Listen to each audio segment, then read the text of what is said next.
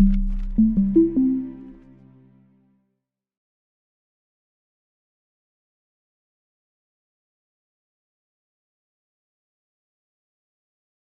everyone. My name is Mr. Stefan Milovic, and I'm a journal relations specialist for the Energies Journal. I will be host of today's presentation. Once again, thank you so much all for attending the webinar entitled "The Green Energy Application with Fluidization Conversion Technology." I'll just give a brief introduction about the Energies Journal and about our chair, and you will see the timeline of the webinar.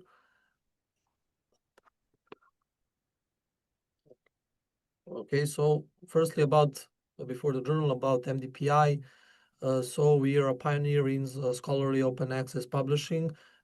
We have supported academic community since 1996. We're also based in Basel in Switzerland. MDPI has the mission to foster open scientific exchange in all forms across all disciplines. Our 472 diverse and open access journals, including 463 peer-reviewed journals and the 9 conference journals, are supported by more than 295,000 academic experts who share our mission, values, and commitment to providing high-quality service for our authors. And we serve scholars from around the world to ensure the latest research is freely available and all content distributed under a Creative Commons attribution license.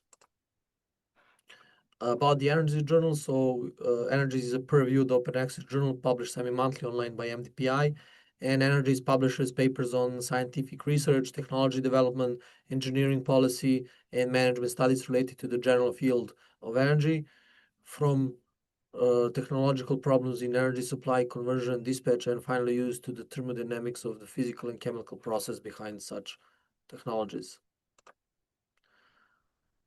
So this is the program of the webinar.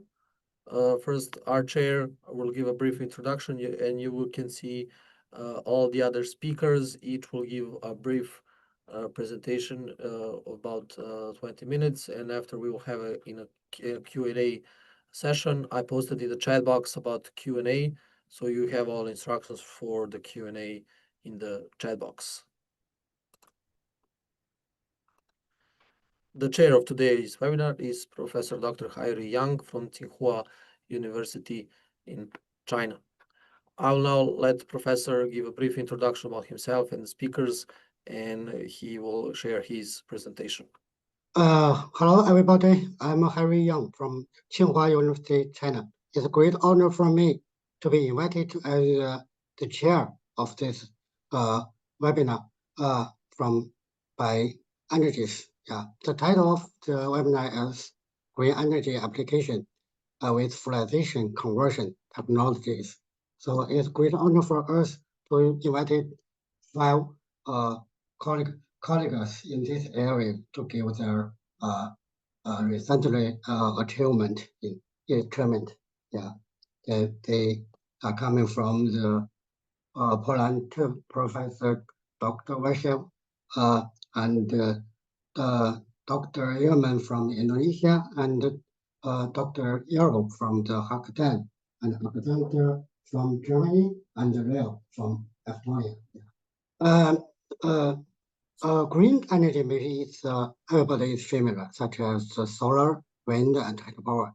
But for fluidization, maybe is a new concept for all of the audience. Yeah, fluidization. Yeah, the definition of fluidization is a process in which solid particles are transformed into a fluid-like state through the upward flow of gas or liquid, enabling the particles to exhibit a dynamic suspension and random motion with the fluid medium. This is a figure of the real atmosphere in the fluidization combustors. Fluidization technology can be used in various areas such as energy production, chemical process, material processing, and environmental engineering. Yeah, for some example, such as in combustion, in last year, the world's largest 660 megawatt ultra supercritical cell boilers was put into operation in China. Yeah. Also, in the chemical looping combustion demonstration, yeah, we also achieved achievement. The largest CLC, yeah, 4 megawatt in Deyang, Sichuan, China, was in operation in 2023. Yeah. This is projected from the Horizon Europe project. Yeah, this is the mechanism of the chemical looping. I think Alexander is more familiar with this concept. Yeah. So this is just several cases for the fluidization. I think we have a joke in this area is everything can be fluidized. That means fluidization technology can be used in various industries. So if a combination of fluidization and green energy, it will give a more achievement in the future in the carbon reductions. I think so. Yeah. Also, because this is the main research directions of the IA fluid bed conversion. Yeah. We can find more information about this website, IAPC. Yeah. So that's all. I think next we invited Professor Washer to give his presentations. Yeah. I will stop my co-share. Yeah. Thank you, Professor Young. Now our speaker is, as you mentioned, Professor Wojciech from Poland, and he will now give his introduction and his presentation.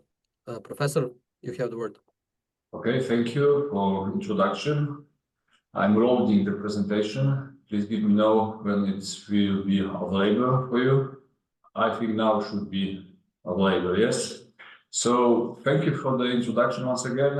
I would like to show you some brief information about the things that have been done for the large-scale CFB unit. Mainly development of the digital twin concept and application this digital twin concept into the real life. So generally, the investigated boiler is located in Poland.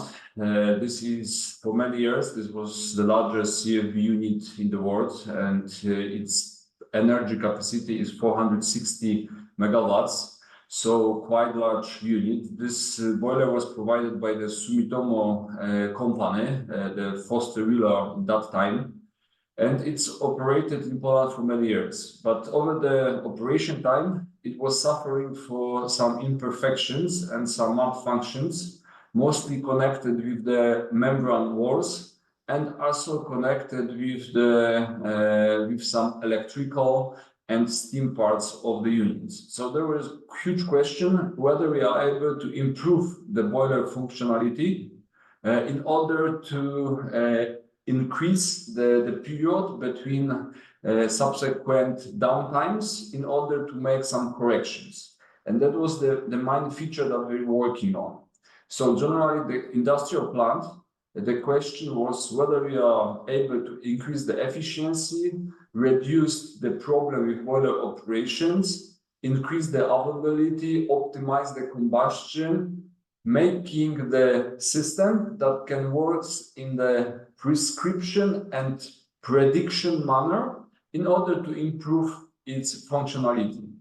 That was done by integrating the system into some computer control system where we have combined together the expert knowledge, so the people that were working on the power plants to provide their knowledge into the system, increase the sensor data, so generally provide additional measurement system into the boiler in order to collect more data, provide some combustion system optimizations in order to better control the flue gas emissions, mostly the NOx, CO2 emission, Also provide the business data in order to be able to better control the operating cost of the boiler, in order to eliminate not necessary costs that can finally provide the impact, the financial aspects of the boiler operation. Everything was connected into the prediction and prescription system that was combined with the boiler control unit in order to control all of those specific elements. From the implementation point of view, how does it work? You can see on the slide. So generally, there was few things that were investigated. The first one was the generator and transformer part, so the electrical part. There was also the controlling of the high pressure pipes, so generally the steam high pressure part, which also affect the boiler working conditions. There was the ultrasound leakage system detection, which was implemented in order to predict some leakages in the membrane walls of the boiler.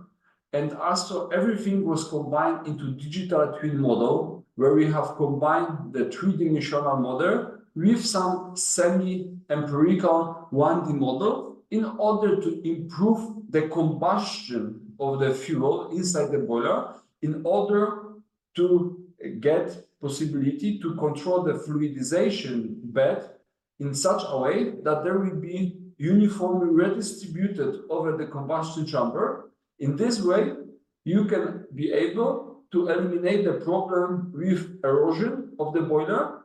And this was controlled based on the temperature distribution and oxygen distribution. As you know, oxygen distribution is difficult to measure during the boiler operation. You can only measure the oxygen distribution at the outlet, like the, let's say, mean value, but you are not able to make the map of oxygen in certain level of the boiler. So based on the digital model, the numerical model, you are able to visualize the oxygen distribution over the combustion chamber length in different levels, and based on that information, optimize the combustion process.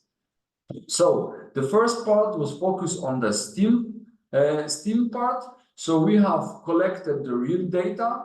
We have built the geometrical model of the piping system, which was used for taking out the steam from the boiler to the turbine. Based on the data, based on the numerical model, the digital twin model for the pipe was developed for piping system, and the reduced order model was implemented into the boiler unit control system in order to monitor the expansions, the contraction of the pipes, in order to prevent their distortion during the changing of the boiler load. As you know, we are in the green transformation. So generally, the boiler is exposed to large fluctuation of the power. So during these large fluctuations, all of those boilerless elements on the steam side are extracted to high pressure, to high forces, which affect their functionality. So this is important to control this in an appropriate way. In the same time, the boiler was suffering for some leakages. So we have decided to install on the boiler 130 measuring points. There was the sensors for collecting the vibration, the noises, the vibration, how the vibrations look like in the boiler. So you can see here where more or less the area of the sensor were located, because the idea was to cover entire walls by appropriate sensor and to collect data for analysis. So generally, you can see here some signal, the normal boiler signals, and how the signals, for instance, for one leakage in the intracts, so in the solid recirculation parts, looks like over the time, how the signal change. So if the signal change too much, then is the information that something wrong is going in the boiler, and finally some leakage appear. So when we are talking about the digital twin model for the boiler construction, the prediction system, which was used for controlling boiler operation, was combined with numerical solution. But as you know, in order to simulate the fluidization process, you need a lot of computational effort and you need to have a lot of time to perform the states. We would like to have, let's say, online information, in-time information, how some configuration of the boiler operation will affect the oxygen temperature distribution during the combustion. So we have proposed a solution that is the hybrid solution, which combines the 3D full-scale model of the boiler with some simplified combustion model. And between those models, the artificial intelligence reduced order model was established in order to provide fast information into the prediction system, which then react or just send the information into the boiler unit operation system, what will or how the distribution of the solid material oxygen temperature will look like in the boiler. So the model, numerical model, was of course validated, tested in different configuration, in different loads, in order to be sure that the model that was used for the training, for testing, for development, this reduced order model implemented into the prescription system is good enough in order to predict this boiler operation in appropriate manner. So having those information done, then there was the time for the training the model. So the boiler was divided into the subsequent levels, and based on the data collected from the simulations, reduced order model for specific region were developed, and this model or those models were implemented into the boiler prediction system in order to help controlling the boiler operation. So here you have general idea how does it works. So generally you have the block master automation system measuring data. You send all those information into optimization procedure, and the optimization procedure just communicate with the different sub models with different level of complexities in order to provide the back information, so make the back propagation, how the temperature and oxygen look like for current boiler operation data. So in on-fly mode, the operators are able to see how the temperature, oxygen, solid material distribution looks like inside the boiler. And the question arises, why we were focused on that, why we were only talking about the problem with the leakages in the system. But generally, you can imagine that the boiler is operated. You can have situation that some of the fuel feeders that provide the coal inside to the boiler, some malfunction can appear. So they are just destroyed. There is the problem with the operation. Then the coal is redistributed to the other coal feeders, which provide significant imbalance inside the combustion chamber, because when the fuel is sent from one coal feeder to the other one, also the oxygen distribution inside the boiler is changed. So these changes of the oxidizer distribution and fuel affect the distribution of the solid material inside the combustion chamber, which affect boiler operation. If the situation is conducted for a long time, prolonged for a long time, then you can expecting that in some region, or some regions are expected to higher erosion rates, which can affect faster distortion of the, or just the problem with the operation of the membrane works. So you can see the situation, some as an example, case 3, case 4, and case 5. And this is shown at the one elevation. In case 3, this temperature distribution or oxygen distribution that you can see how it looks like on the upper row. You can see how the oxygen distribution look like during normal operation. So this is the oxygen field during normal operation. After some time, you can see how the malfunction of one of the coal feeder appear. So in the left side, the case 4, in the upper row, you can see that in this region, you can see the problem with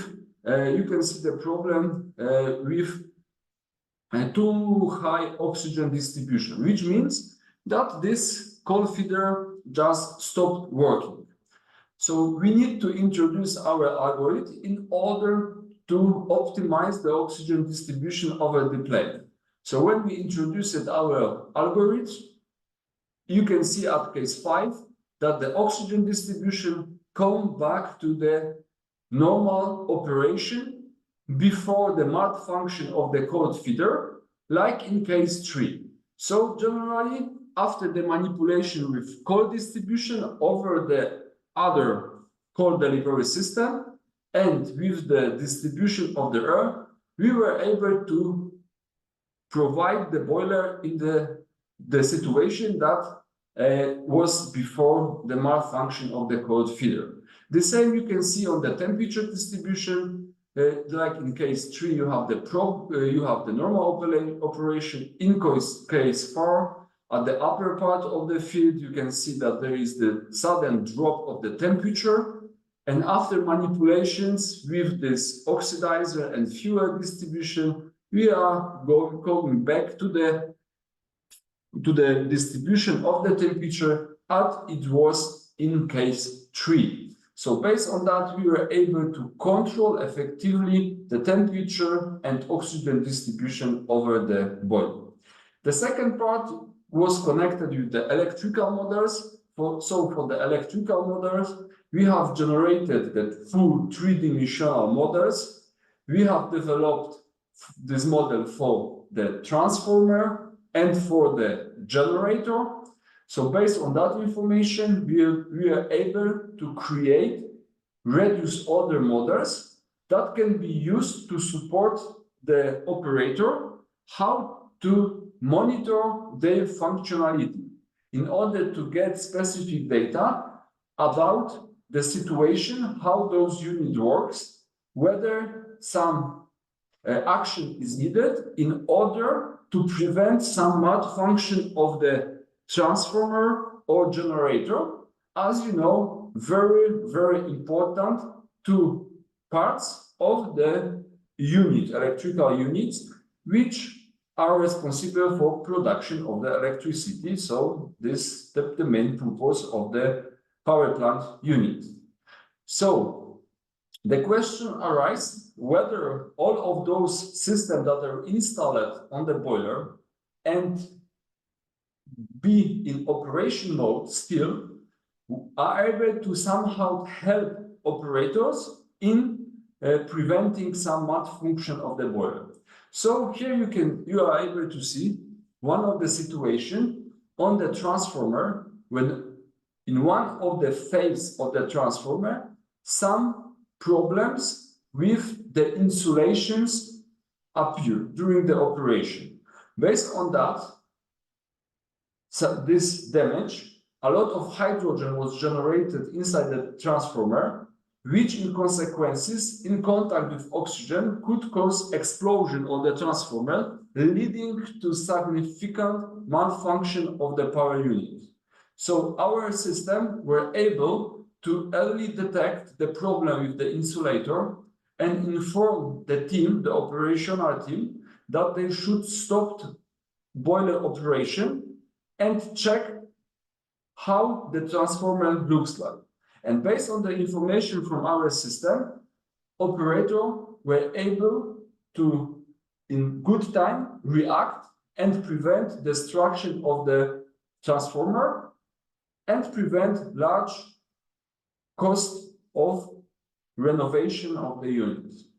Second one was not so good like the previous one, because as you probably know, boilers operators, they are the people that always are not very trust for the new system. So generally during the boiler operation, they were not checking the information that were provided by the system. But the system was in advance informed that there is some problem in the membrane walls close to the inlets to the recirculation part of the boiler, that there's something goes wrong. So the sensor informs that there are some sudden increase of the frequency in that region. But after 13 hours of the operation, sudden increase of the signal appear, which affect the destruction of the wall. And in these regions, some holes that you can see on the left side of the figure, that holes in the membrane walls appear. If in the case that the operation stopped the boiler early when the first signals appear in the operation system, then they could prevent some serious damage because of the large pressure inside these membrane walls, those steam just cut the walls that were located opposite of this leakage. So generally, instead of fixing only smart part of the boiler, the wall in one side and the other side of the boiler were necessary to fix and to improve its operation. So, going to some summary, our system was able to detect some problem with the electrical part over this last year of the boiler operation. We were able to show of the boiler operation that the system dedicated for leakages was able to predict accurately the problem with the membrane wall leakage. And also we demonstrated that system was able to control the cold feeders operation and able to ensure uniform distribution of this material over the boiler in order to improve its operation. What I can say that over the last year of the boiler operation, almost 98% of the boiler operation hour were without any malfunction. So significant improvement of the boiler operation was shown after installation of all of our elements. So generally, there's pros and cons of the system, because always when you have a new system, there are the pros and cons. The pros are that we are able to control the system in real time. We are able to, in real time mode, making some actions in order to prevent some significant destruction or malfunction of the boiler. We are able to adjust our system for current technological operation of the boiler.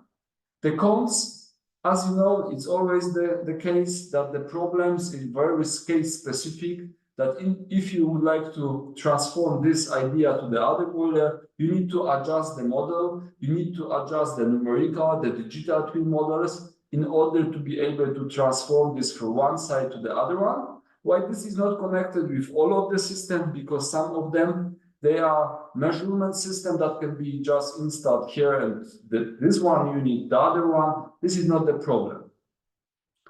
But you know, this system, this idea can be easily transformed to the other industrial application. So if you have large unit that is responsible for, let's say, I don't know, combustion of the natural gas, combustion of the coal, the pulverized coal boilers, CFB unit, the gas boilers, you can always use this methodology in order to improve other industrial applications, improvements, and to show that the systems, the digital twin concept is worth to investigate in order to be more safer and also make the reduction of the emission of the harmful species, so be in the good track with the green energy transformation.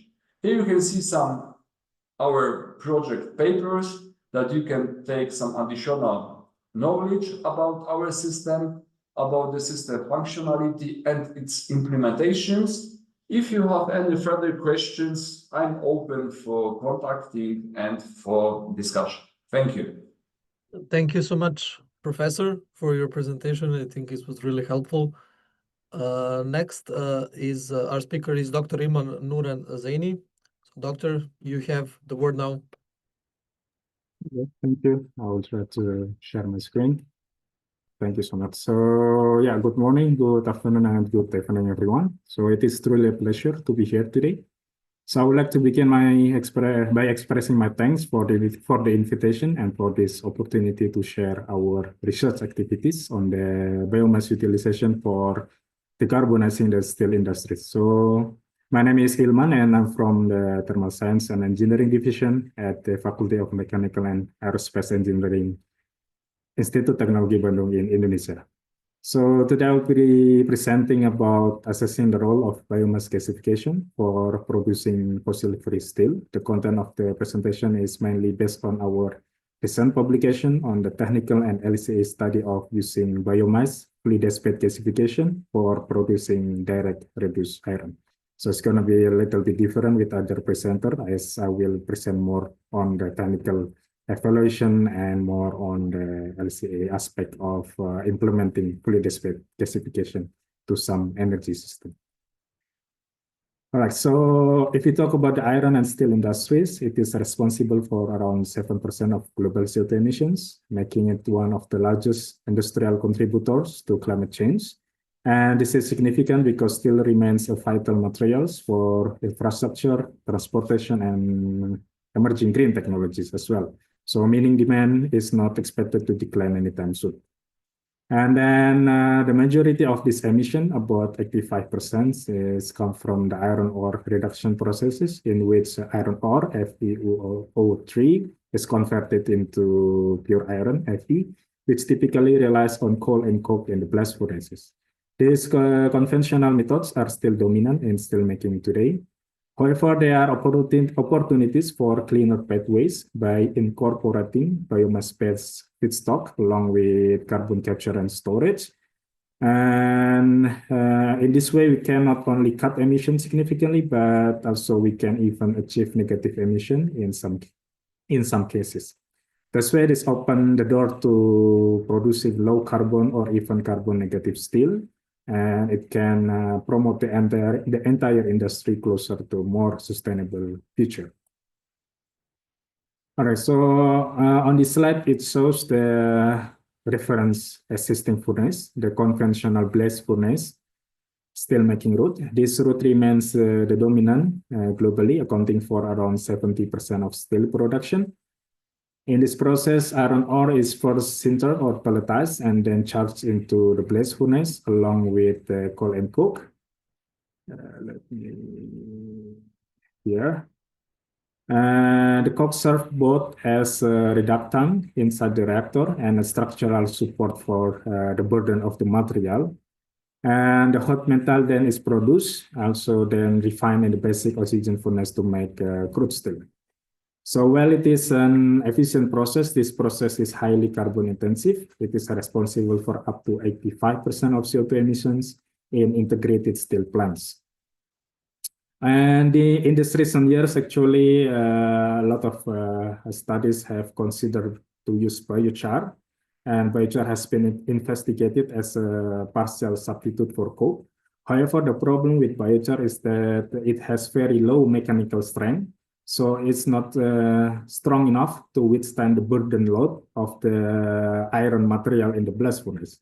So that's why it's limiting its use to only partial replacement in very small blending ratio with fossil coke. So, and then as a result, now currently attention is shifting toward more alternative routes by using what we call it as a gas-based direct reduced iron. So in this gas-based direct reduced iron, syngas normally from natural gas reforming is used to reduce iron ore directly in the shaft furnace.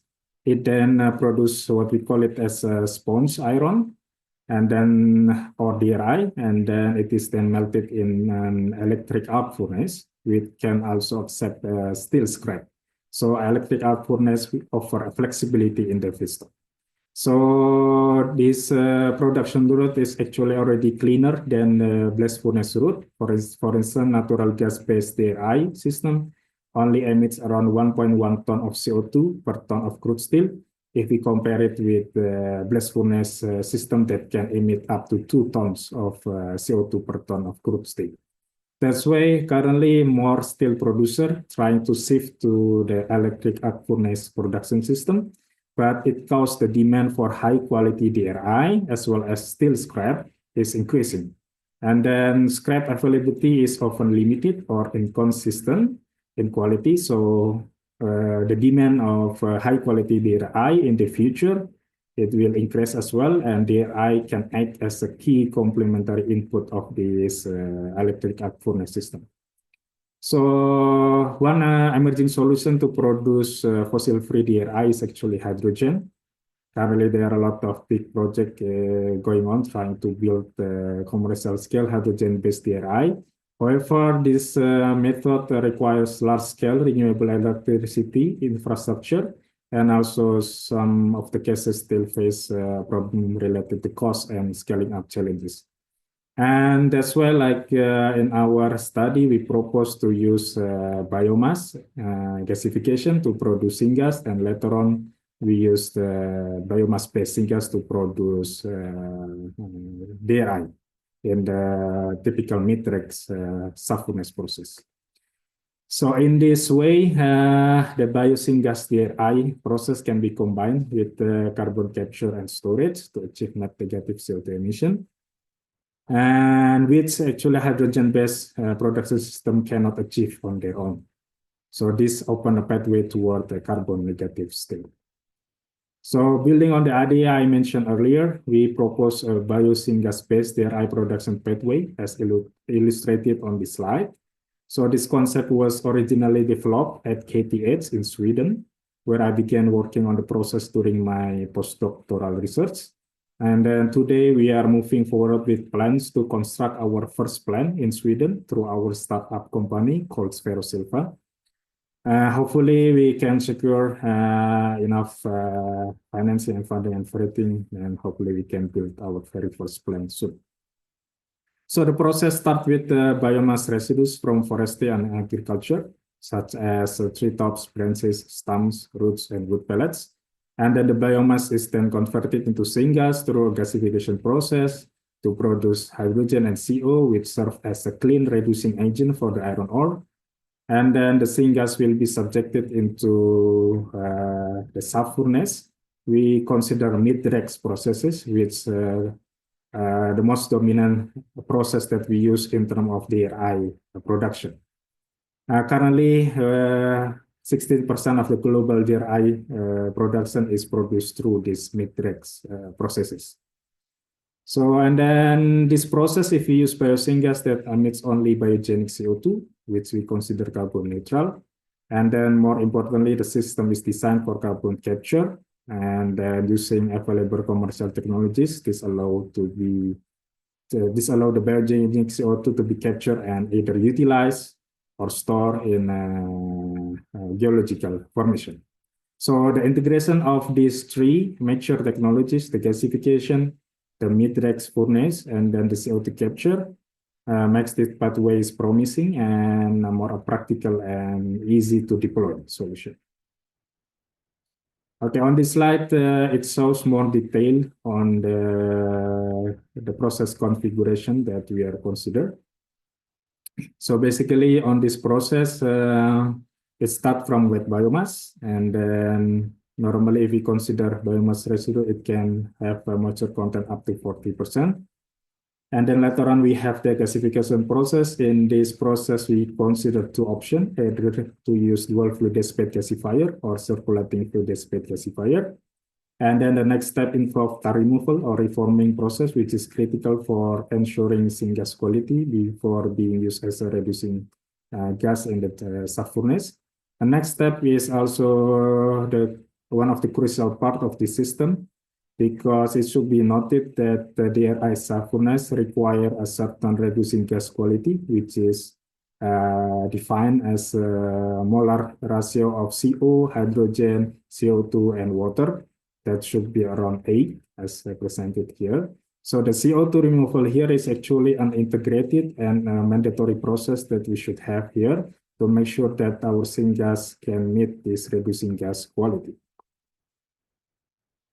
Okay, and then later on we use the syngas, and we have the top gas after the reducing process, and then we will try to also improve the the property by again removing the CO2, and so that we can recycle the top gas back to the shaft furnace. Okay, so in this study, as I mentioned before, we compare two gasifier options for producing the syngas. First, the circulating fluidized bed gasifier, and then the dual fluidized bed gasifier. And the CFE gasifier uses a single reactor where biomass, steam, and oxygen are introduced. And in this study is more like a process simulation study. So we use Aspen Plus software to simulate the whole integrated system. And for this CFE gasifier, we try to model by using semi-empirical correlation of the tar formation that we got from the group in Finland, that I think from VTT, yeah. And then the second option is the DFB gasifier that spares the combustion and the gasification zones. And in this project, we collaborate with Chalmers. So we developed the gasifier model based on the Gobi gas plant that was previously developed by Chalmers. And then we perform simulation for both cases and compare their performance. And another important part is that we also identified that one of the critical steps in this biomass-based DRI production system is the tar removal. So we also try to compare different tar elimination technologies. For instance, we consider a simple wet scrubber to physically remove tar using water or chemical solutions. And then we mainly also consider tar cracking using catalyst or tar reforming system by injecting oxygen in a reactor filled with catalyst. So in terms of this process, we try to model our process based on the commercial scale tar reformer that is available in the SCIF gasifier plant. That they have this tar reformer that is built by Haldor Topsoe, which they use mega monolith catalyst. So we just adjust the operating temperature and pressure based on their operating data. Okay, so based on their data, actually, if we operate it around 850 and 920 degrees Celsius, we can achieve around 100% tar removal, also 95% of methane conversion into hydrogen, CO, and CO2. Another emerging process that we consider is that we add electrolyzer to produce oxygen. So at the same time, we have additional hydrogen that coming into the direct reduction shaft furnace, as well as we can use the oxygen to be injected to the tar cracking or reforming system. The other one is also an emerging technologies in which we try to directly heat up catalysts using electrification. All right, so this is the result from our process simulation that it shows the mass balance diagram of our integrated system. Specifically, this one is obtained when we consider circulating fluidized bed as the option for the gasification process. So in general, the process began with around 1 ton of wet biomass per ton of DRI. And then after drying, this is reduced to approximately 0.7 tons of dry biomass input per ton of DRI, which become the effective feedstock for the gasification. And then in total, the system is capable of capturing approximately 0.9 ton of CO2 per ton of produced DRI. And this makes this production system highly favorable from a climate impact perspective. In case we manage to actually have a high efficiency, CO2 removal efficiency.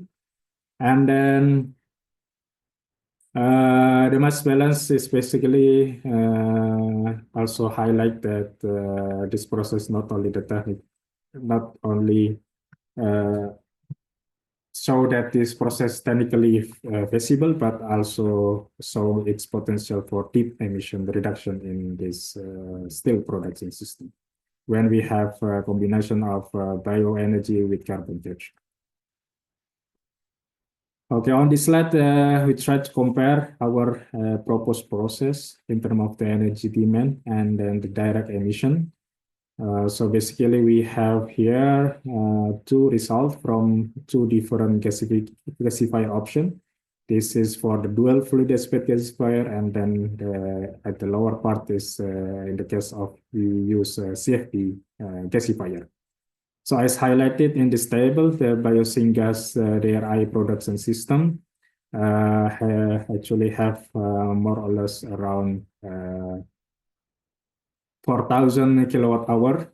It needs 4,000 kilowatt hour of energy per ton of DRI produced, which consists of around 3,500 kilowatt hour from biomass energy, and the remaining is from the electricity demand, which mainly we need because we assume that to heat up the reboiler unit for CO2 capture, we use electricity for heating up the boiler. That's why the electricity demand is quite high.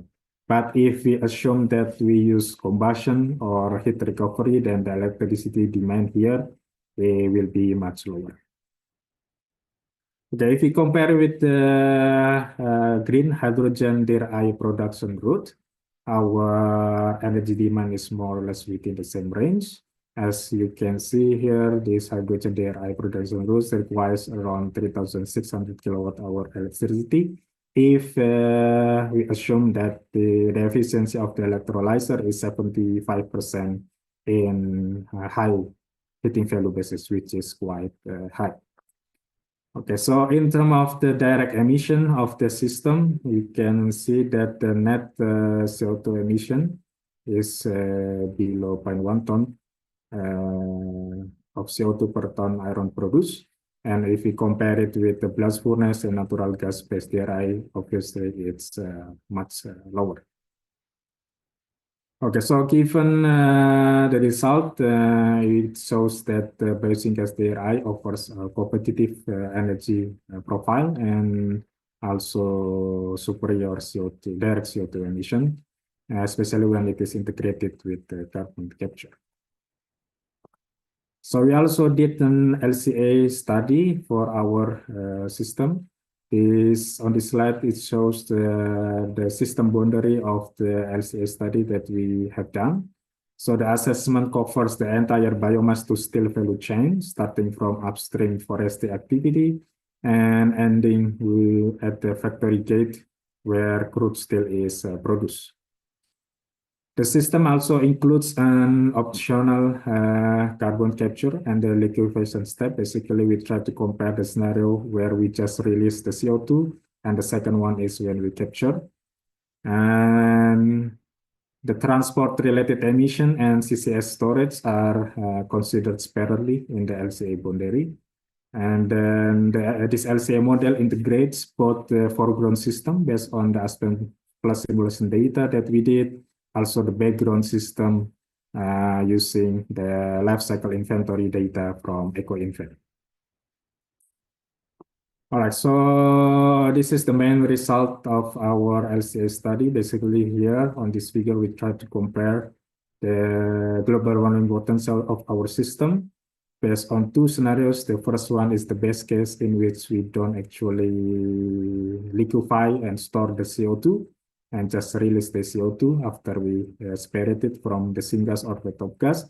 The other one is the scenario where we try to actually store permanently the CO2. And then we did the same with natural gas, their IEF conventional process, in which we also try to include non-CCS and CCS scenarios, as well as the coal BF scenarios and the hydrogen, their IEF. So on the left, you see that for our process, for the base case, it is already achieved a relatively low global warming potential of only around 250 kilograms CO2 per ton steel. And then when we combine with carbon capture and storage, the emission drops significantly into negative 845 kilograms, which is much lower if we compare with other processes. All right, so overall, the results clearly show that the biosyngas DRI processes with CCS offer the lowest global warming potential, and then it is the only route among other processes that offer the net negative emission. So to conclude, basically from our studies, we have shown that the biomass gasification integrated with the DRI present a technically viable and environmentally attractive pathway to decarbonize steel production. And then when it's also shown from the life cycle assessment that we can achieve a very low global warming potential among current iron making technology. So that's pretty much from me. I will welcome if you have any question. Thank you so much. Thank you so much, Dr. Ilman, for your presentation. Next, we have Dr. Yarbul Serbasov. He will now give his presentation. Doctor, you have the word. Thank you very much for inviting me to give a talk here in this webinar. So I'm going to present one of our partially completed work made by our students. And this was based on the project we have just closed recently. So it's about steam air and steam gasification of sewage sludge waste in here in Astana. So we tried to have thermal conversion of this waste material. So I'm going to talk about general sewage sludge, how this stands, and overview of how this project we have had over the last 3 years. Experimental work. In our case, it's a bubble and fluidized bed. Some of the results and then conclusions. So sewage sludge as a waste is a kind of waste that we cannot avoid, and it's keep growing. So globally, the amount of waste is just keep growing, and it's going to increase another 50 times, 50% by 2050. So this is like a global issue, and every country dealing with this kind of waste in their own way. So we have very good examples from in Europe where energy recovery is dominating, and we have also other examples where we still have a very old method where we store and do plant application. So there was a review paper based on the scientific work that has been done over the last several years. So as we can see, so land application as it has been traditionally one of the option slash as a product, and energy recovery is going to increase, and that's the most likely the only way we can deal with the amount of growing volume around the world. So in Kazakhstan, we have around 180 operating waste treatment plants in total. Some of them are in good conditions, some of them are not in good conditions. And as example, we did a case study for the capital city of Astana, which has a population of just around more than 1 million people. So in the daily basis, this city produces around 350 tons of sewage sludge every day. So we have several issues as everywhere. It's very high humidity, and we have certain specific way of treating this as the volume of sewage sludge, and we don't have any energy recovery methods technology at the moment, but it's under discussion these days. So most of the waste is going for the landfill at the moment. So within this research project we had funded by the Ministry of Higher Education and Science, we had considered all types of thermal methods, so incineration, gasification, pyrolysis, and life cycle assessment, but we managed the first two at certain level, but when it comes to pyrolysis and life cycle assessment, we had a little bit of marks of not completing these tasks, but I hope in the future we will be able to continue with those parts. So in this case, we did a very small experimental work with these huge large samples. It's a very well-controlled small lab-scale fluidized bed unit. So, and we had prepared our samples, the students, and they controlled all the parameters to do various types of gasification tests. So for the gasification, we try to compare different types of gasifying agency. So air as a normal gasifying agent, air plus steam, and also steam. And we tested all these tests experiments at 3 different temperatures to see the effect of temperature. We also slightly varied the equivalence ratio. Feeding rate was stable because it was a very tiny experiment. So, when it comes to the steam gasification tests, so we also varied steam to full ratio. So just to see how it's going to affect to the syngas composition. So this is the approximate analysis of those samples. Okay, I'm going maybe to, it's a very typical DGA analysis, so I think there is nothing new. So very simple, gradual reduce of volatile matters, and the only thing that we can see is that we have around 3% of carbon or certain materials that are not reacted at the end of these tests in DGA. So in the results, so we have obtained. So in the A gasifications, so syngas composition was still relatively low at all of the temperature we had. So everything was beyond 20% in terms of volume. So, but when we have slightly compared this with steam gasification at slightly higher steam to full ratio, most of our composition has jumped. So primarily it's, I think, can be explained because it's effect of steam, which has pushed for the reactions where we increased hydrogen content. We also have carbon monoxide and CO2 compositions has been increased in this kind of tests. And we also have tried to see some effects of equivalence ratio at various temperatures, but according to these results we had in that time, so the difference was not very significant, but still there is some effect of increasing trend for hydrogen, slightly decreasing trend for carbon monoxide, and at certain conditions, so some of the reactions has been slightly moving forward, and some of them didn't react too much. And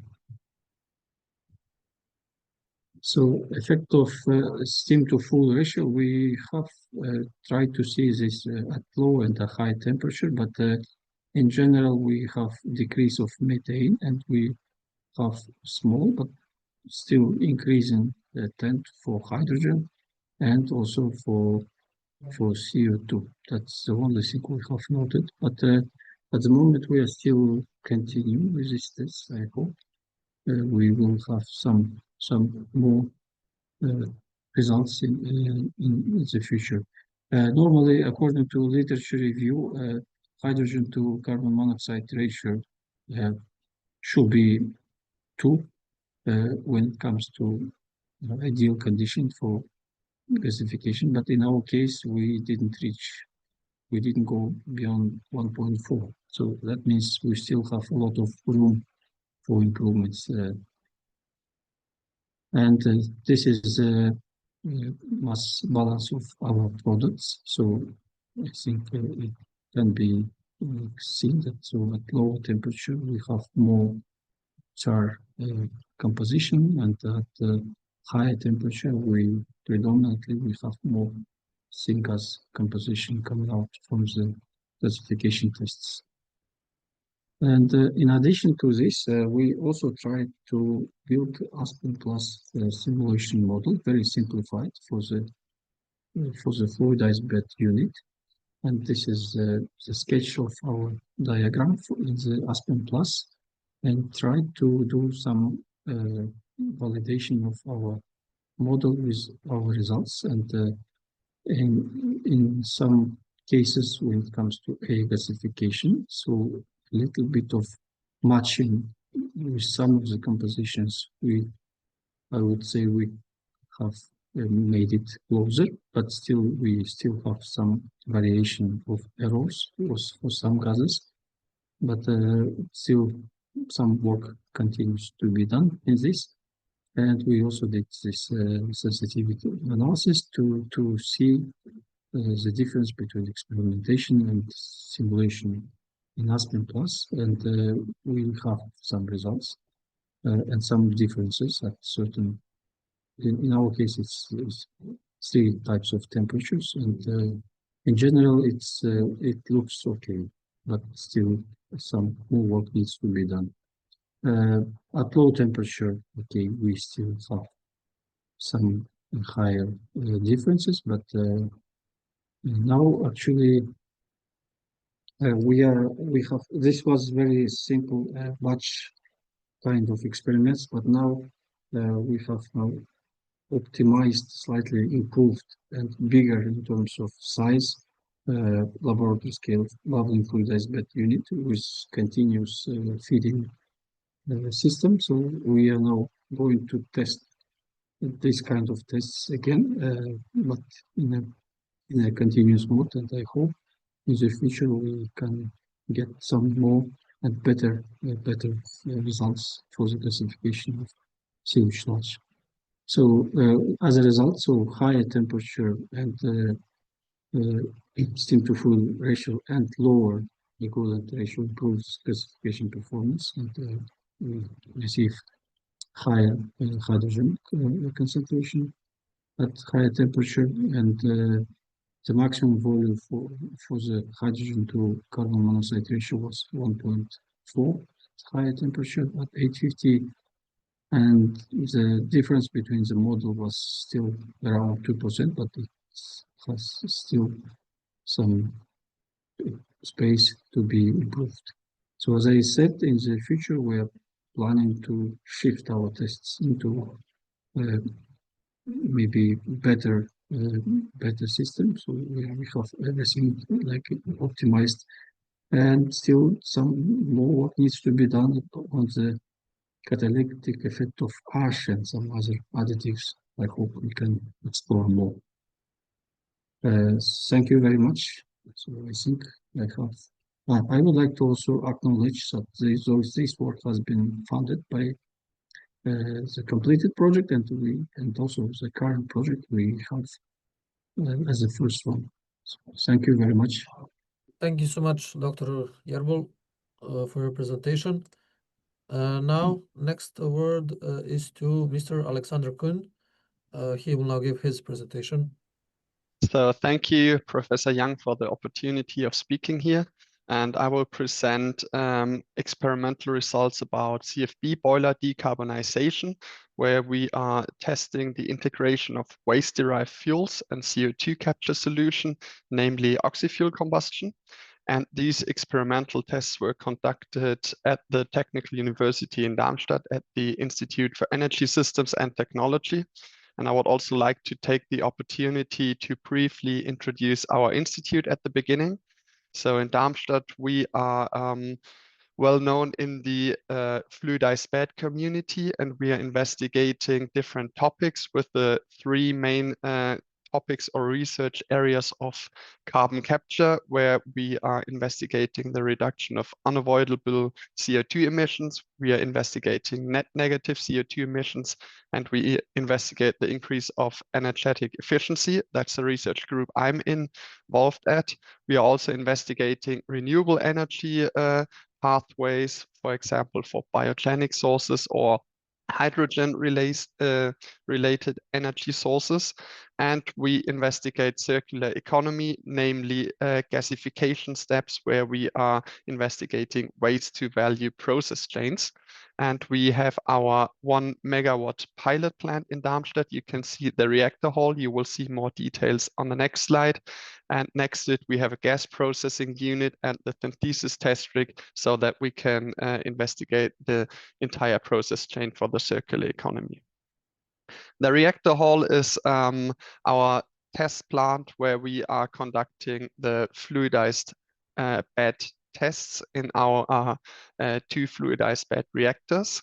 We do have one with a diameter of 600 millimeters and a total height of 8 meters, and the other one with 400 millimeters and 11 meters in height. And they are both in the scale of 1 megawatt. We can use them either in standalone operation or, as you can see in the center of the slide, in coupled mode. And we do have a flexible setup so that we can investigate different processes, starting for combustion processes. We can use standalone combustion, including oxy-fuel combustion. Once the reactors are connected, we can investigate chemical looping combustion, as Professor Young already referenced earlier. Another process which has been developed in Darmstadt is carbonate looping process, nowadays also named calcium looping. So you might be familiar with this term. And for gasification processes, we are investigating in coupled mode chemical looping gasification, which was conducted the first time on such a large scale in the Clara project 2.5 years ago, or we can use standalone gasification in one reactor using HTW or CFB gasification. But today the focus will be on standalone combustion. So I will present results about combustion integrating oxy-fuel process. And the motivation of this presentation goes back to existing infrastructure that we want to use in the future or where we can continue operation. So I have shown a schematic or standard picture of a CFB power plant, which in most cases is designed for the usage of coal. And nowadays, especially in Europe, a lot of countries are going towards the phase out era of coal. And the idea is, can we continue to use this infrastructure because it's expensive to build new infrastructure, and we want to continue using it by first switching towards fuels with a lower carbon footprint. This could be biomass, as it is done in a lot of northern countries in Europe, or also waste-derived fuels, which are not easily recyclable. And that's the focus of the presentation I'm giving today. And the next step is the integration of CO2 or carbon capture technologies so that we can theoretically achieve negative CO2 emissions. And as you can see, I will go into more details later on the fuel composition. Once you're changing the composition away from a process which has been designed for coal combustion towards fuel like waste-derived fuels, SRF here in this case, the composition changes. And the question is, does this have an effect on the existing reactor system, and how can we counteract these effects? And this brings me to the overall research question. I know it's a quite lengthy research question. In general, we want to investigate the further usage of existing infrastructure, implementing waste as fuel, implementing carbon capture technologies, and of course being able to operate the power plants on the long term with stable combustion, and they of course need to continue to be efficient and have low emissions. And the entire research question can be broken down into 3 sections. So the first experimental tests we conducted here in Darmstadt were to see which changes are do we detect in our reactor system once we are switching from coal to waste. So we did co-combustion experiments going from 100% coal to 100% waste. Then the next step building on this was the implementation of an active bed material, because you will see it later, there are some obstacles when switching to waste-derived fuels. How can we counteract these negative effects? And an active bed material has the ability of efficiently transporting oxygen within the reactor. And this effect, you will see it later, is very important for fuels with a high share of volatile content.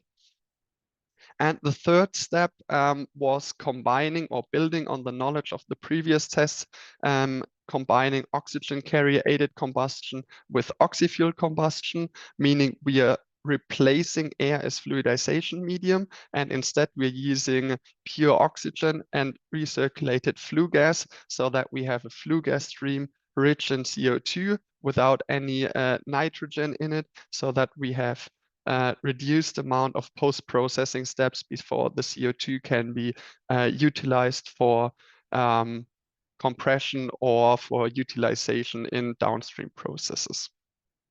So let's switch towards the co-combustion test, the first step in our process or in our test chain. And we conducted these tests in our 1 megawatt combustion reactor in standalone operation.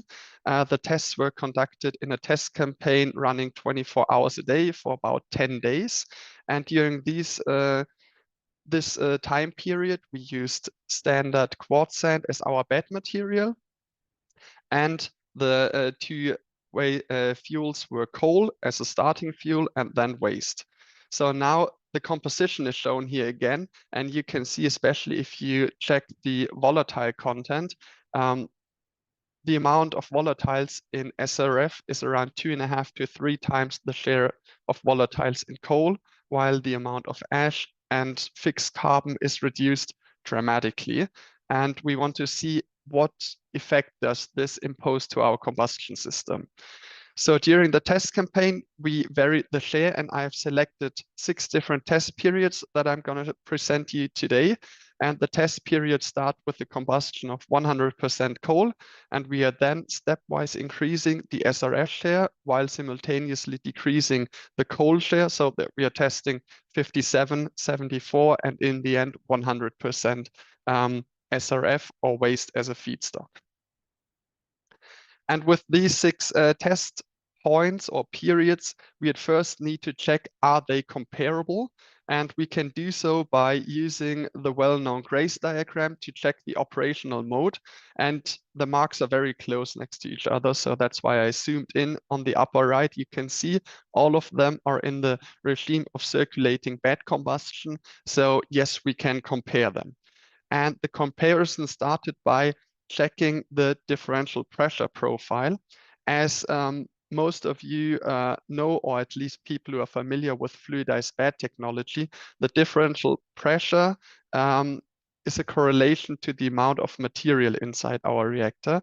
And we can see here that with increasing SRF share, our differential pressure, especially in the freeboard, is decreasing, meaning we have reduced amount of materials, particles in the upper part of the reactor. And this, of course, is a natural finding related to the reduced amount of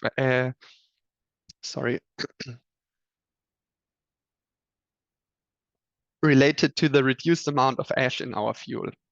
So we see there is a problem arising because the heat exchanger surfaces have been designed the way they are so that they suit best the amount of particles in the upper riser area. And now with changing the fuel, we need to see if we have an effect which is negative and how we can counteract this effect. We will come back to it later. Now, when looking at the temperatures, you can see a typical behavior, or at least not the temperature directly, but the temperature difference, which has been built by subtracting each temperature from the temperature at the lowest measurement position. You can see typical behavior for fluidized beds. So you have the highest temperature in the bed region. Afterwards, in the freeboard zone, you have a temperature reduction, which is induced by the cooling lances inserted from the reactor top. and we are using them to simulate the heat extraction from our system. And then at a height of around 6 meters, you see an increase again, which is induced by the secondary air or the higher secondary air inlet we have. And up to a height of around 6 meters, the temperatures are roughly running in parallel, so you don't see big changes. But if you look further up, you can see dramatic changes happening there. So for the combustion cases of coal, you can see temperatures are decreasing up to a height of 8 meters, which is the highest measurement in our reactor, and also decreasing further to behind the cyclone. And the more we increase the share of waste-derived fuels in our combustion system, the further the temperature behind the cyclone is increasing. But what does it actually mean? In simple words, the more or the higher the share of volatile components in your fuel is, the more your reactor is prone to not be or to not have a sufficient height for complete combustion and for good mixture inside the bed area, so that more combustion is taking place in the cyclone and you see a temperature rise behind the cyclone. This is an effect which has also been seen during biomass combustion in several publications from Northern European countries. And we have seen the same effect for waste, which also has a very high share of volatiles. So we have seen, okay, combustion can still be operated, but we have two effects. So how can we counteract these effects? And our first or second process step during the experimental investigation was to conduct a second test campaign where we implemented an active bed material, in our case ilmenite, and used this instead of the inert quartz sand. You can see a simplified schematic on the left side of the picture with the oxygen carrier represented in reduced and oxidized form as Me and MEO. And the advantage of this material is that it can transport oxygen within the riser from oxygen-rich to oxygen-lean areas, especially near the fuel feed is an oxygen-lean area where you have high demands and high amount of volatiles. Within this process, the oxygen carrier undergoes reduction and oxidation reactions with oxygen, nitrogen monoxide, and especially with the volatile components.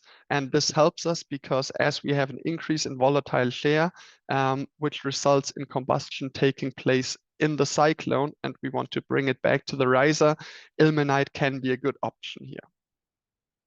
So during our second test campaign, as mentioned, sand was replaced with ilmenite. Of course, we used the results from the co-combustion tests to compare ilmenite performance or oxygen carrier-aided combustion performance with regular air combustion using sand as bed material. We again used coal and SRF as feedstocks, but this time, since we saw the effect is most pronounced the higher the share of volatile rich fuel is, we only investigated up to coal share of 40% within 3 different steps. So starting with 60% SRF, going to 70, and then ultimately to 100% SRF combustion. We started again first looking into if the operational modes are comparable, and here we can see there are some deviations larger compared to the co-combustion test, but we are still in the regime of circulating bed combustion, so we can continue with the selected test points.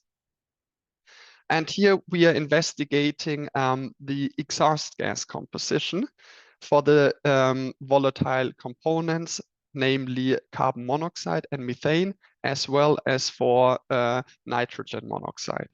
So starting with carbon monoxide, you can see the relative reduction, meaning the share or the amount of carbon monoxide during the combustion using sand as bed material was set to 100% to normalize the values, and then the reduction was calculated how much they were reduced when ilmenite was implemented as bed material.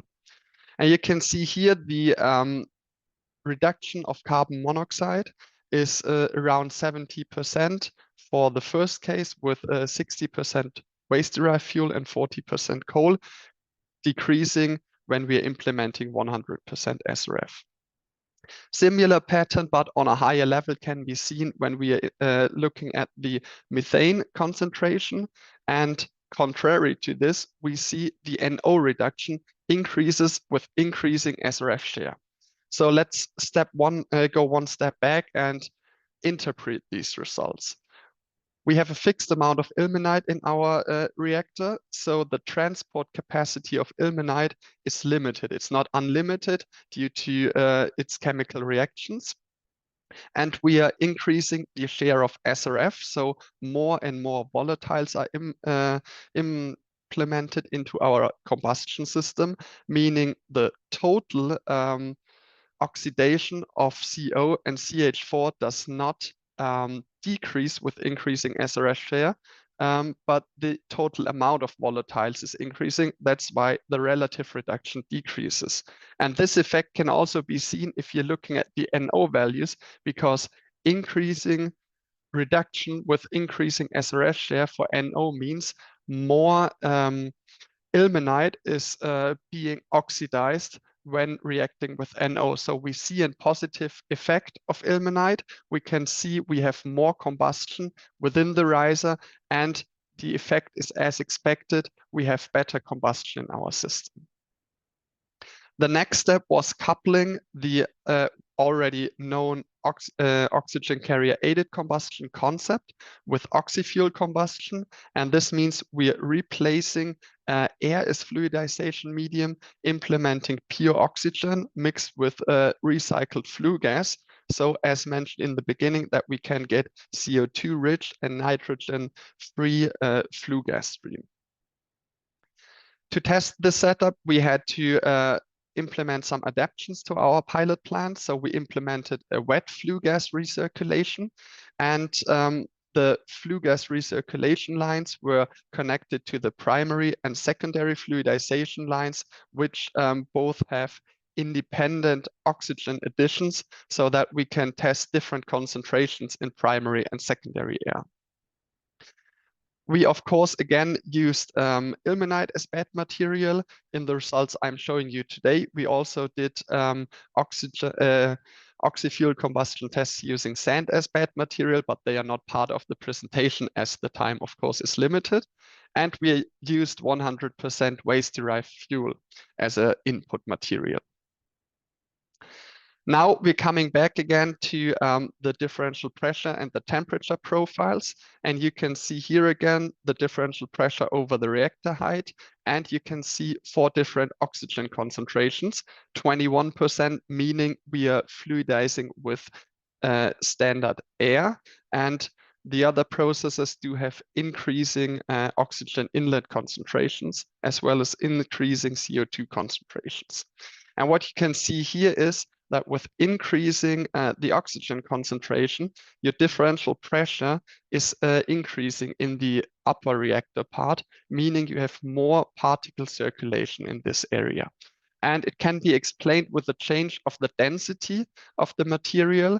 I have combined the oxy-ochre cases to one line as they are close next to each other. And it's easier to see now, but in general, you can see the substitution of nitrogen with especially CO2 and water increases density and helps us to have a higher particle entrainment in the upper part, meaning we again have better conditions for our heat transfer to the water or steam side.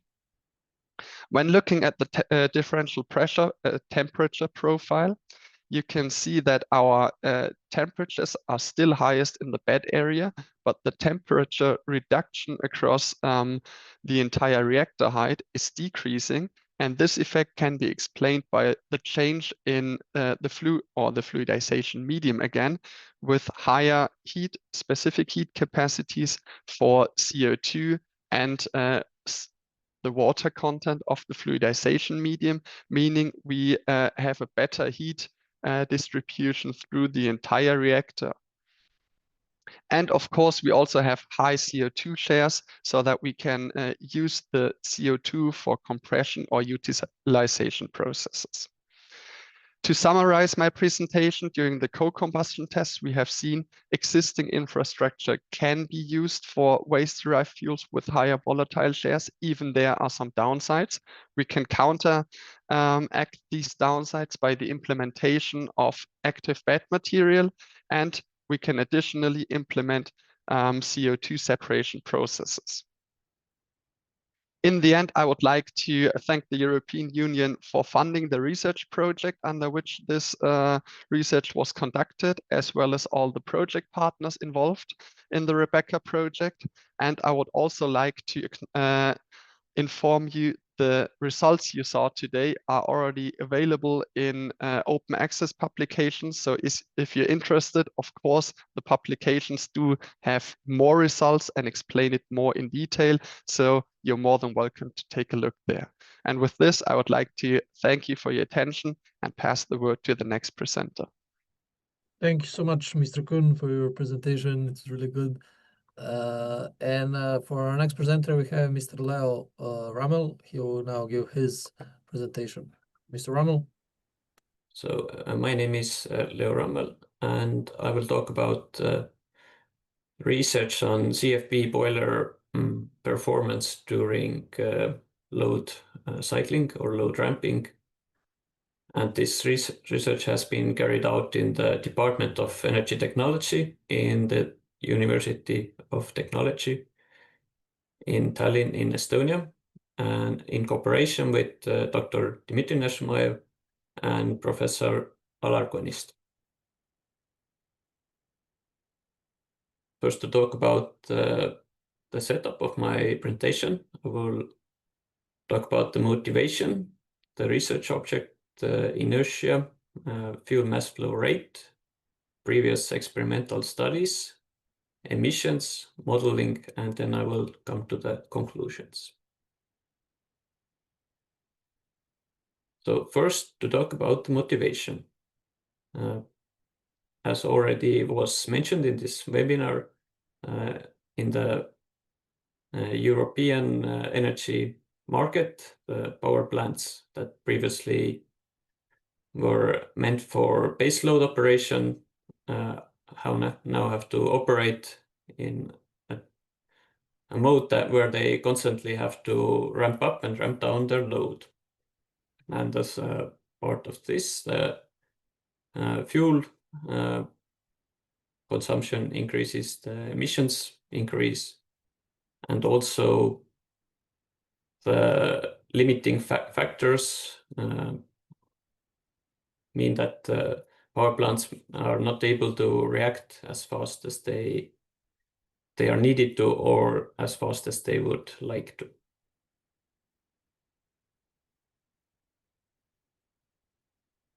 And as more and more renewables are introduced into the electricity system, balancing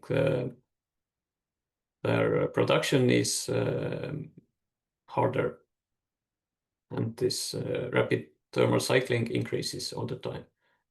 CFB boilers are very good, taking into account their broad fuel range, their wide load window, but their ramp rates are decreased compared to pulverized combustion boilers.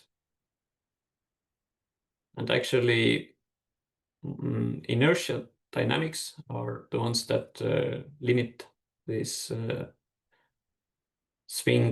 swing rates of those CFB boilers.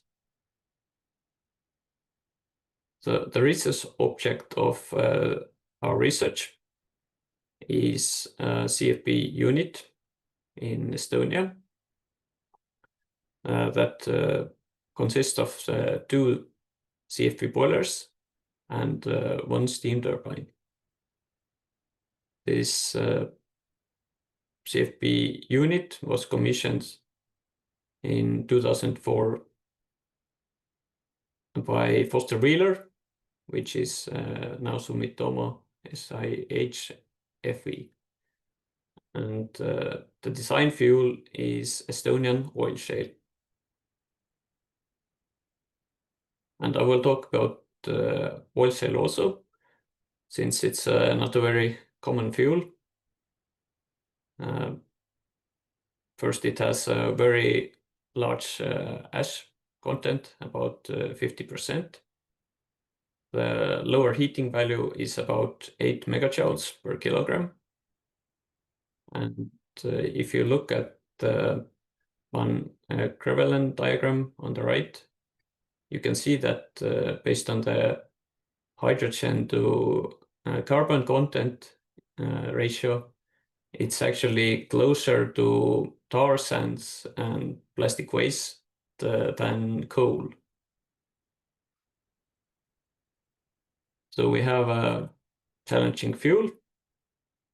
We have the CFB boilers, and actually also I would like to mention that due to the properties of this fuel, pulverized combustion is really not very suitable.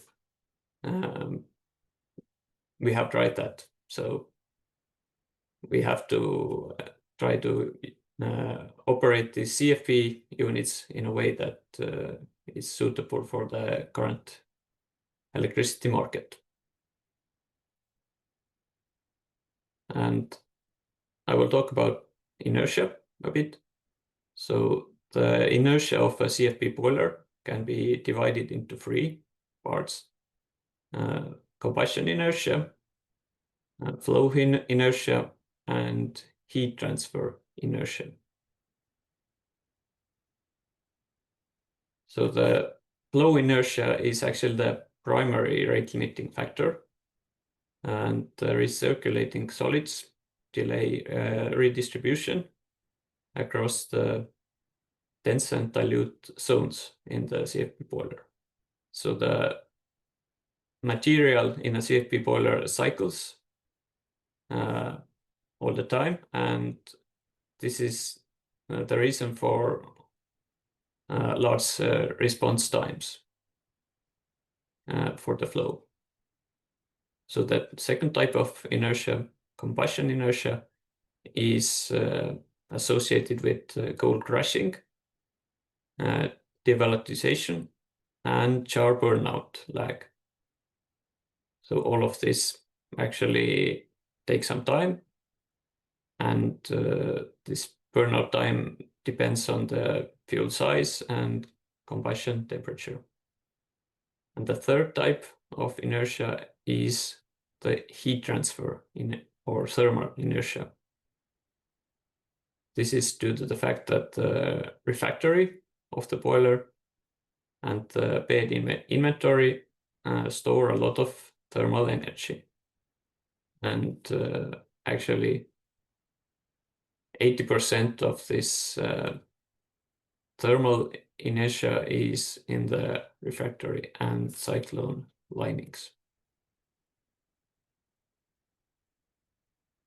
So in our research, one of the problems that we had to tackle was that we needed a good method for calculating the fuel mass flow rate during load ramping. And for that, we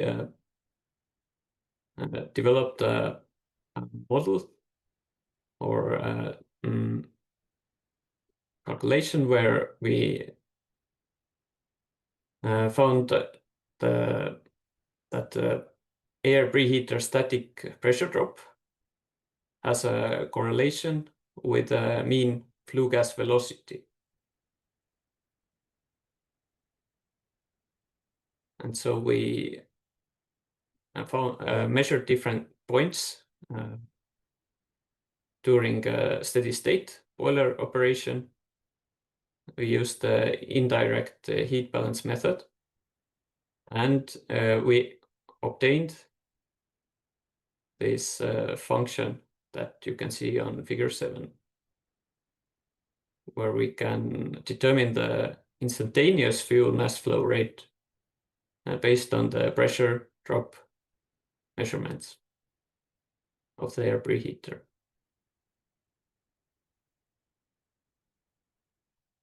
And based on this, we use this data from different tests. Actually, it is based on actual operation of the unit, where we determined the instantaneous fuel mass flow rate each moment in time. And what we can see from figure 9 is that it differs from the steady state fuel mass flow rate.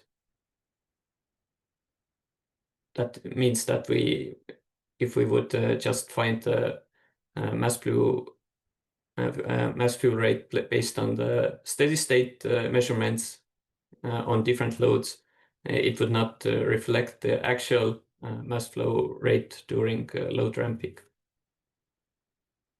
And if we take a closer look at the mass flow rate during the ramp down of the boiler and the unit, we can see that it's the speed of the ramp down is about 5 megawatts of fuel per minute. And the instantaneous fuel mass flow rate actually decreases more than it would be expected based on the steady state mass flow rate.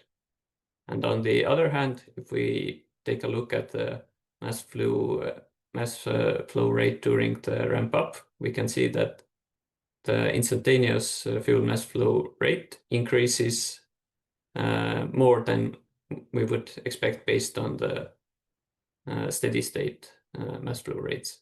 And if we compare these two figures, we can see that the increase during the ramp up is much more than the decrease during the ramp down. So this is caused by the inertia of the unit.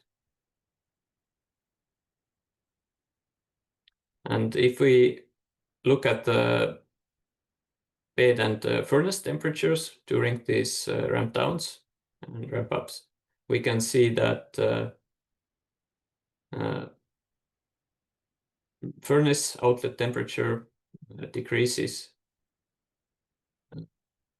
substantially during the ramp down, and the bed temperature decreases actually less. So here you can see the difference for the furnace outlet temperature is about 120 degrees or even 140 degrees, and for the bed temperature it is about 40 or 50 degrees. And if we look at the previous experimental studies, we can actually see that different solutions have been found to increase the ramp rates and decrease different types of inertia. So for flow inertia, in one study, actually, this fluidizing air velocity was increased, and this helped to halve the stabilization time.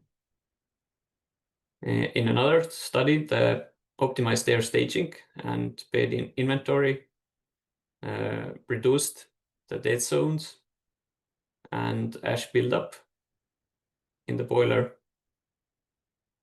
Also, staggered tube layouts were found to be more suitable than inline layouts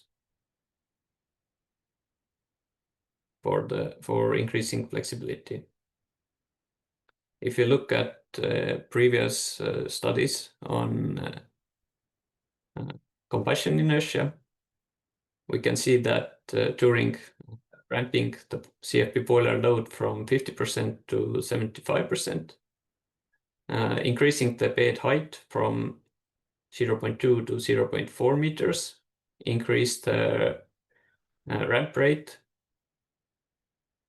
to a bit more than 1% per minute, and decreasing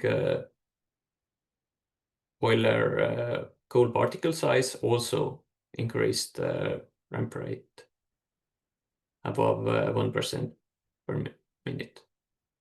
Also, it has been determined that the higher the bed temperature, the lower the ignition delay, and that preheating and of coal and co-firing of pulverized coal in a CFB make it possible to achieve ramp rates above 3.5% per minute.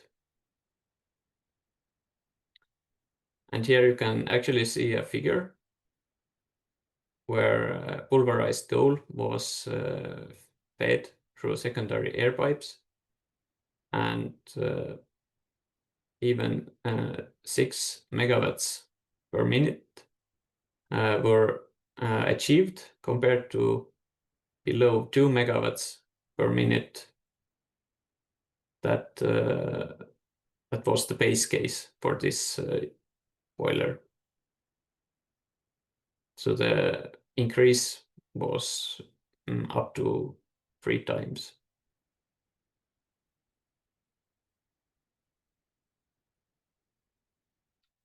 If you look at previous studies regarding heat transfer inertia, it was found that reducing refractory thickness improved the ramp rate,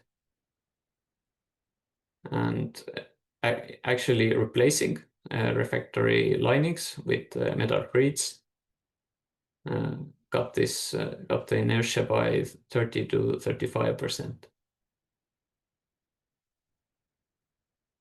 And if also in another study where thermal energy storage was added, ramp rates of 5 to 6% per minute were achieved for a CFB boiler. On figure 16, you can see that actually most of the heat accumulation in a CFB boiler is in the refractory during load ramping. Now to talk about the emissions, which is also a problem we have been facing in Estonia. It shows that previous studies have shown that due to the excess oxygen during load ramping, nitrogen oxide spikes occur, and also SO2 spikes, and then falls as the desulfurization improves after the load ramping. And this is for the load rise, and for load decrease. Lower bed temperature means that nitrogen oxide emissions decrease, but sulfur oxide dioxide emissions increase. And to achieve the emissions mitigation, staged air, lower primary air fraction, higher calcium to sulfur ratio, and finer fuel can be used.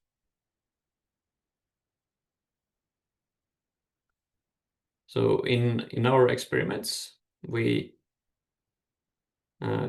measured and calculated different types of emissions also, and we found that the same actually occurs that when the load is ramped down, nitrogen oxide emissions increase, when the load is ramped up, nitrogen oxide emissions decrease. And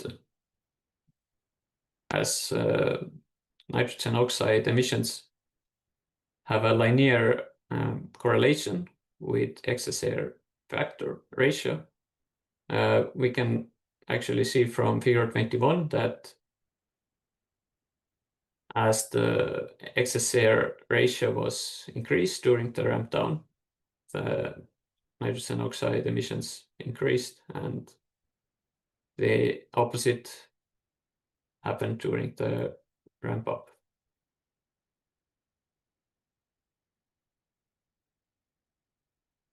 And this also applied for the other segments of time. Now, if we look at CO emissions, we can see that during the ramp down, the CO emissions didn't change, but during the ramp up, as the excess air factor was decreased, the CO emissions peaked. And there is also a correlation between the excess air ratio and CO concentration. Now, if we look at the sulfur dioxide concentration, we can see that during the ramp down, the sulfur dioxide emissions decreased, but during the ramp up, they peaked. And this is definitely a problem for the unit, that actually it is not allowed to go so high in sulfur dioxide emissions. So now if we look at the modeling of CFP units, we can assess if different types of models are suitable for dynamic regimes for modeling load ramping. So we can say that 0D models are too inaccurate for these processes. The 1D models are actually widely used, but also their usage in dynamic regimes is a bit limited. So those core annulus models, or 1.5D models, are actually suitably complex for dynamic regimes, and they are quite widely used in these studies. The 2D models actually do not have very good properties compared to their complexity for these dynamic regimes. On the other hand, CFD and CPFD models are quite suitable for dynamic regimes, but they are complicated, they are costly, and calculations take a lot of time. And if we think about the need for the dynamic models, so if we want to design CFPs that are flexible in the power system, then they are definitely crucial to take into account all the processes. And it's also possible to use model predictive control for those units to optimize the operation in real time based on the processes that take place in the boiler. And here we can, on figure 29, we can see a typical core annulus model, where in addition to one 1D model of the boiler, also the core is modeled separately in addition to the 1D model. So what has been done with different types of models for CFB modeling during flexible operation? In a model, in a 1D model with ash storage, 4% per minute of ramp speed was simulated in a 350 megawatt unit. Also, in another study, thermal energy storage was modeled during load ramping for a 300 megawatt thermal boiler. For a 135 megawatts boiler, 4% per minute, or a 26% increase was simulated using a dynamic ash bypass. In another study, using a validated 1D, 1.5D core annulus model, it was found that finer particles and more efficient cyclones create reducing zones during load ramping, and this makes it possible to decrease the NOx emissions. Also, co-combustion has been modeled with a 1.5D model, and using the CPFD model, dynamic addition or removal of circulating ash was found to increase the load ramp rate. So if we come to the conclusions, the ramp rates currently for this 215 megawatts of electricity unit are 0.9% per minute for ramp down and 1.1% per minute for ramp up, which is definitely not sufficient, taking into account the needs of the current electricity market. When the load decreases, we have problems with excess fuel consumption. Actually, when the load increases, we have problems with the excess fuel consumption. When the load decreases, we have problems with NOx emissions.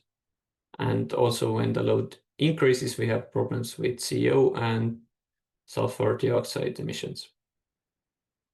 And these sulfur dioxide emissions are associated with uneven distribution of fuel, and the NOx emissions are associated with excess aeration. So what are the possible approaches to increase the load flexibility of these CFB boilers? It's possible to increase ramp rates by solids storage. pulverized fuel co-firing, fuel preheating, finer fuel, dynamic gas bypass, and reducing the refractory inertia by reducing the refractory lining or by replacing it. To decrease the emissions during ramping, lower primary refraction is possible, and also finer fuel can help to decrease emissions. And combining modeling and full-scale experiments before any refurbishments is a key to achieve the best suitable outcome. So I would like to thank you for your attention, and thank you for the possibility to present in this webinar. And if you have any questions, you can present them in the next Q&A session. Thank you. Thank you so much, Dr. Rummel, for your presentation. Now that all our speakers have finished, now we can move on to the Q&A. I saw that there were some questions. Some of our speakers have answered those questions. We can just get back to them and see if there are any other comments from our speakers regarding the questions. And we have a new question lately, the latest questions for Mr. Rummel, so I will leave you now to maybe read it and answer it. Okay, thank you for the question. So yeah, I wanted to first specify that impact of finer fuels and refractory inertia has been studied by other researchers, and now we are just looking into the possibility of applying this for our case, for the oil shell unit case. So the preheating of fuel and as bypass systems have been studied for coal, and for oil shell, I can't say anything at the moment yet. Okay. Thank you so much, Dr. Rummel. Now we have the other questions that have already been written by answered by our speakers. So maybe we can get back to them if any other of our speakers has something to add about the questions, the previous questions. Yes, I would have to add something because there was one question addressing the Rebecca team. So Rebecca was the research project where my research was conducted under. So I would like to address the question. I know it's a lengthy question, so I would like to break it down.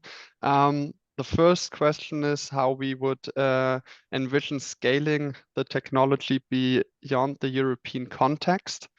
So we are a European project, but as you might have seen, we also have international companies as part of the team, namely Sumitomo Foster Wheeler as a power plant construction company, which is operating worldwide.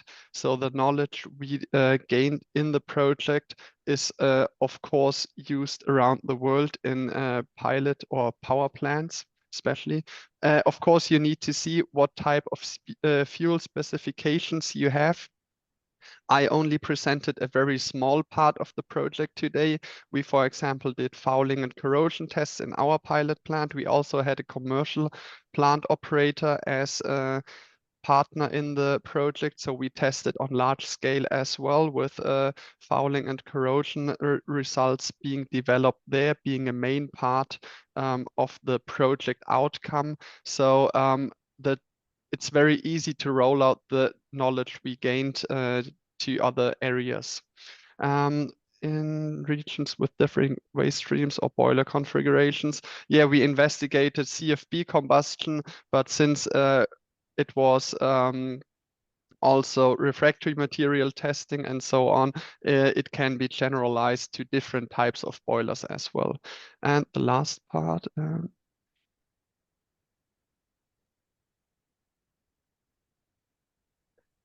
so the last part is about the economically available in our country or in different regions. So especially for carbon capture technologies, it's always important, no matter which technology you're using, if it's chemical looping combustion, if it's oxy-fuel combustion, or if it's a post-combustion process like amine scrubbing, you always need to have the regulations where you can store the CO2, or you have to have ideas where you can utilize your CO2 in large scale. And of course, that's a step which or where we would like to see more progress being done on a political scale. But that's a general problem all around the world, I would say. And I think that's the biggest issue, which is still out there in decarbonizing the energy sector. Did I forget anything? So if you want to have more details, please either write second message in the chat, or you can also write me an email afterwards, and I'm happily answering your questions there. Okay, thank you so much, Mr. Kuhn. Okay, I see that Mr. Ramal will write the answer also as well for his question, so that's also taken care of. If there are any further questions, please feel free to contact our chair and our speakers. They will be happy to answer you. Since there are no more questions, I will now let our chair, Professor Dr. Haoyu Yang, close the webinar with his final words. Dr. Yang. Okay. Thanks very much for the audience online and also the speakers. I think the webinar this afternoon is very successful. My colleagues from different countries give different but all excellent presentation on the green energy and also the fluidization technology. You can see in order to reduce the carbon emission and also to absorb more new energies into the grid.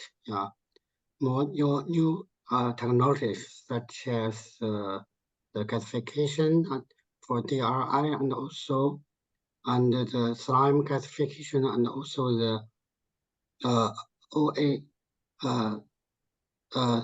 AC materials to use for increase the performance of the RDF combustors. And the other objective is to increase the performance of the combustion and of the conversion and to reduce the carbon emissions.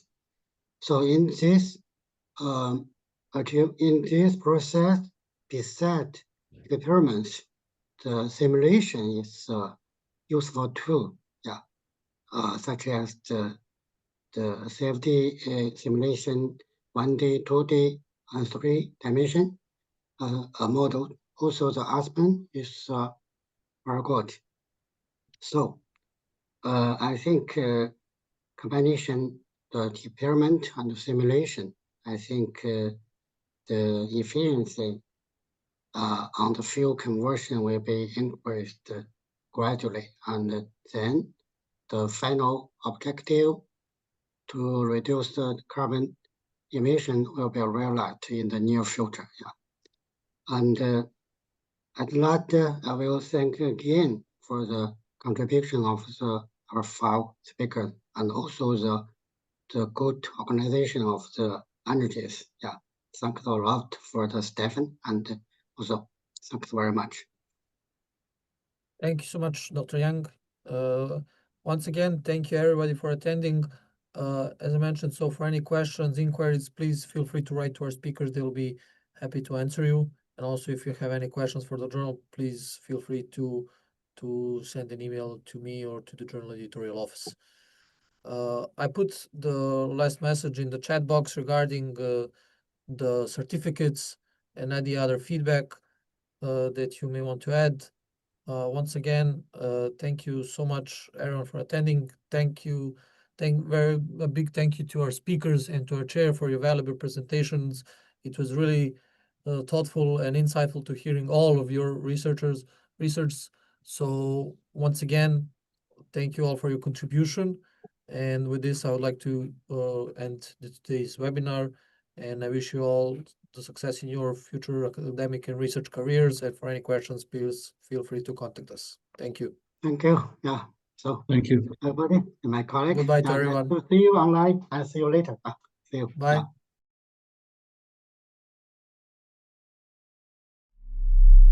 Yeah.